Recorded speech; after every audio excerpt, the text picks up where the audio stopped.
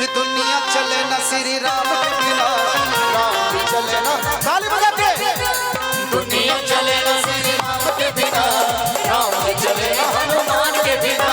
दुनिया चले ना श्री राम के बिना, राम भी चले ना हनुमान के बिना। दुनिया चले ना श्री राम के बिना, राम जी चले ना हनुमान के बिना। दुनिया चले ना श्री राम के बिना, राम भी चले ना हनुमान के बिना। ये दुनिया दुनिया दुनिया दुनिया दुनिया दुनिया ये दुनिया दुनिया चले ना श्री राम के बिना, राम जी चले ना हनुमान के बिना। दुनिया चले ना श्री राम के बिना, राम भी चले ना हनुमान। भैया हनुमान जी के भक्त बने ना, ताली बजा के। राम के बिना इधरों से चले ना हनुमान के बिना। ये दुनिया चले ना श्री राम के बिना, राम जी चले ना हनुमान के बिना। दुनिया चले ना श्री राम के बिना, राम जी चले ना हनुमान। एक बार जो भक्त है बाबा बजरंग बली के, दोनों हाथों को उठा के, दोनों हाथों को उठा के रखिए। इधर से भी सब लोग हाथ उठा के रखिएगा और ताली बजा के कि दुनिया दुनिया दुनिया दुनिया दुनिया दुनिया चले ना श्री राम के बिना, राम जी चले ना हनुमान के बिना। दुनिया चले ना श्री राम के बिना, राम जी चले ना हनुमान के बिना।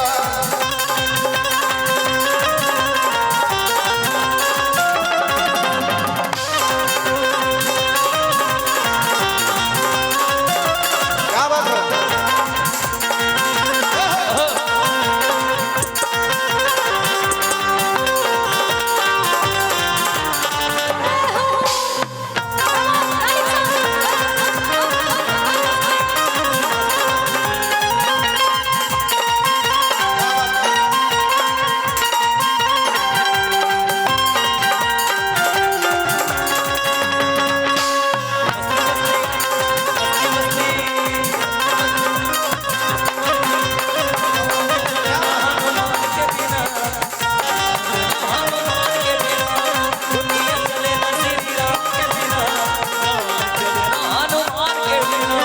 और क्या कह रहा है?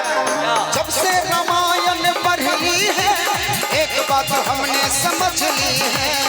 एक बात हमने समझ ली है, आहा, एक बात हमने समझ ली है। जब से रामायण पढ़ ली है, एक बात हमने समझ ली है। एक बात हमने समझ ली है, एक बात हमने समझ ली है। अच्छा, रामायण कौन कौन पढ़े हैं? रामायण कौन कौन पढ़े हैं? एक पन्ना हमू पढ़ लिए। एक पन्ना भाईजी जितना समझते हो उन्नीस वो हाथ उठबै छै रख ले छै, मतलब पढ़बो के लिए नहीं पढ़ लिए, कन्फ्यूजन में छै। इन्ने से के सब रामायण पढ़ने छै, कोई नहीं पढ़े छै। एने संभव छै ना, होम साइंस पढ़े वाला लोग जो होम साइंस कद्दूक सब्जी केना बनेबे, आलू के सब्जी क्या प्रकार के होय छै, साग में हल्दी कते लागते एना पढ़े छै ई सब जी की। हां ठीक। और कि रावण मरे ना हनुमान के बिना, रावण मरे ना श्री राम के बिना। कि रावण मरे ना श्री राम के बिना, और लंका जरे ना हनुमान के बिना। रावण मरे न श्री राम के बिना, लंका जरे न हनुमान के बिना। और दुनिया चले ना श्री राम के बिना, राम चले ना हनुमान के बिना। दुनिया चले न श्री राम के बिना, राम जी चले न हनुमान के बिना।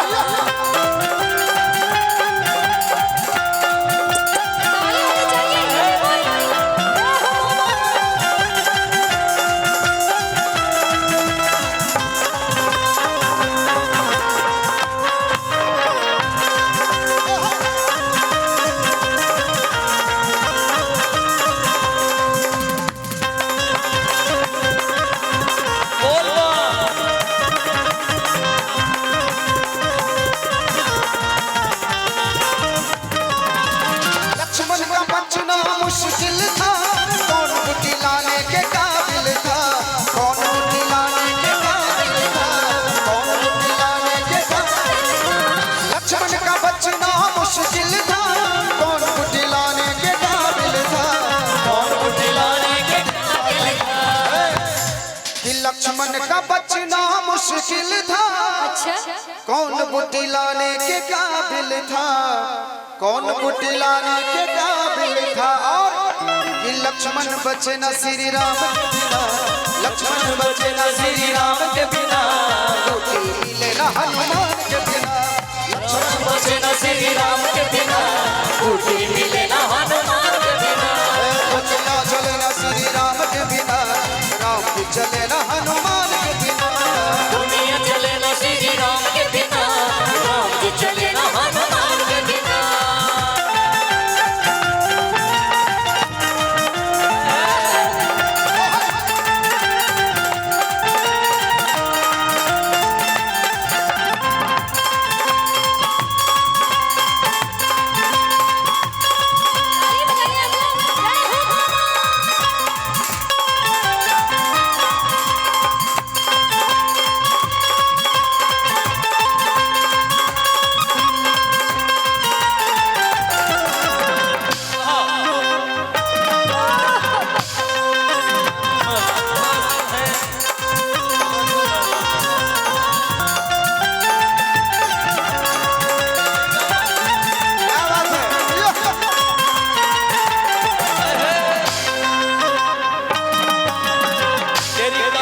बड़ी मस्त है, तेरी कहानी बड़ी मस्त है। राम चले न हनुमान के बिना, दुनिया चले न श्री राम के बिना, राम जी चले न हनुमान के बिना। अंत में सीता हरण की कहानी सुनो, बनवारी मेरी जुबानी सुनो, मेरी की कहानी सुनो, सीता हरण की कहानी सुनो, बनवारी मेरी जुबानी सुनो, बनवाली मेरी जुबानी सुनो, बनवाली मेरी जुबानी सुनो। कि सीता हरण की कहानी सुनो, बनवारी मेरी जुबानी सुनो, बनवारी मेरी जुबानी। और कि वापस मिले न श्री राम के बिना, बोलिए एक बार जय श्री राम। एकदम लागे जो तरह के सुत रहल जागल छो ना, बोलिए फिर से जय श्री राम। ए हो कहूं से बोलन मोबाइल वाला भैया, कम से कम ताली बजाते रहो तो मजा आला। और ताली बजा के कि वापस मिले न श्री राम के बिना, वापस मिले न श्री राम के बिना, पता चले न हनुमान के बिना, वापस मिले न श्री राम के बिना, पता चले न हनुमान के बिना।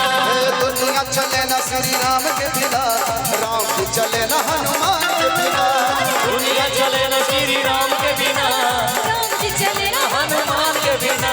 राम जी चले न हनुमान के बिना, राम जी चले न हनुमान के बिना। राम जी चले न हनुमान के बिना, राम जी चले न हनुमान के बिना। ये दुनिया ये दुनिया ये दुनिया ये दुनिया ये दुनिया ये दुनिया दुनिया दुनिया ये दुनिया चले न श्री राम के बिना, राम जी चले न हनुमान के बिना। दुनिया चले न श्री राम के बिना, राम जी चले न हनुमान के बिना। दुनिया चले न श्री राम के बिना, राम जी चले न हनुमान के बिना। दुनिया चले न श्री राम के बिना, राम जी चले न हनुमान के बिना। अरे दुनिया चले न श्री राम के बिना, राम जी चले न हनुमान के बिना, राम जी चले न हनुमान के बिना, राम जी चले